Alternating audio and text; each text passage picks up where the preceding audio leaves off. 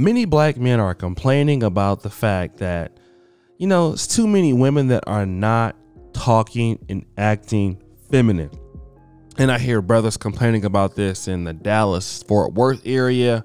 Brothers talking about this in Chicago, definitely Atlanta.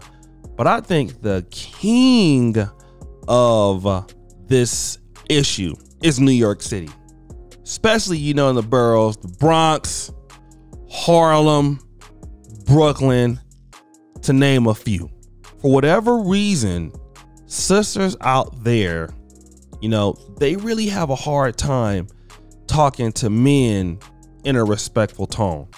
And I want to prove it because, you know, Cameron came on to the $1 million worth of game on August 22nd, and Gilly actually brought up that point in the clip. What the fuck has New York has done to the New York women for them to talk like that?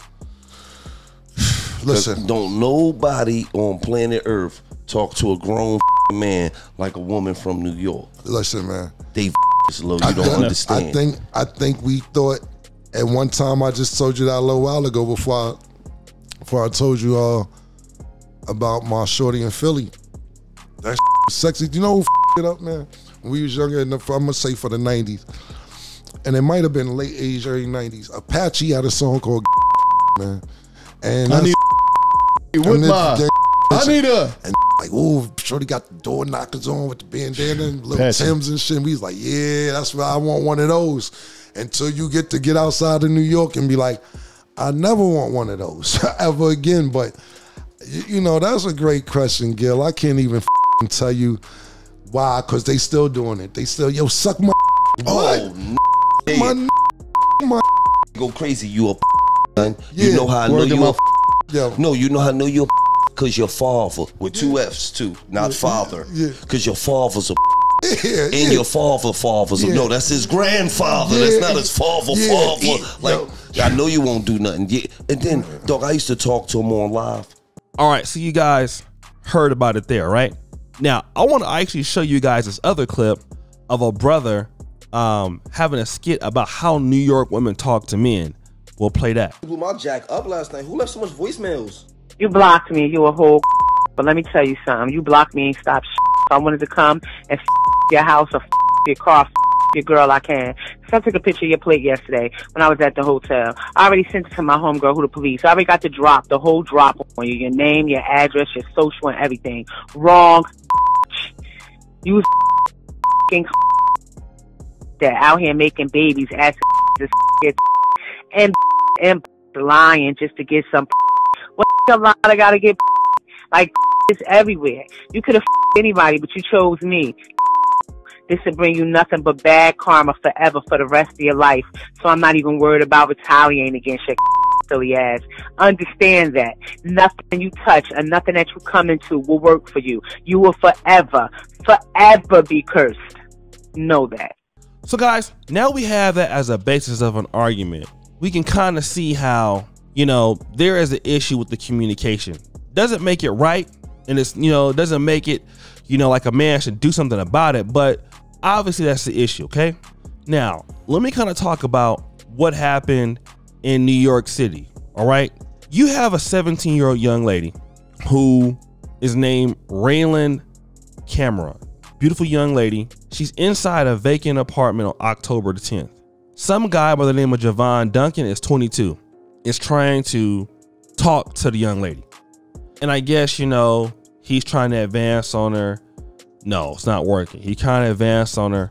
But then it got to the point where Raylan told the man to suck her. Okay? The young man took the gun out, shot the young lady in the chest. Okay?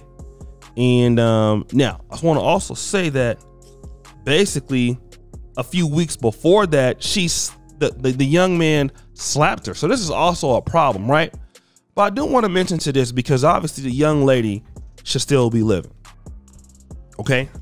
But now, two things I want to talk about. Where are the parents?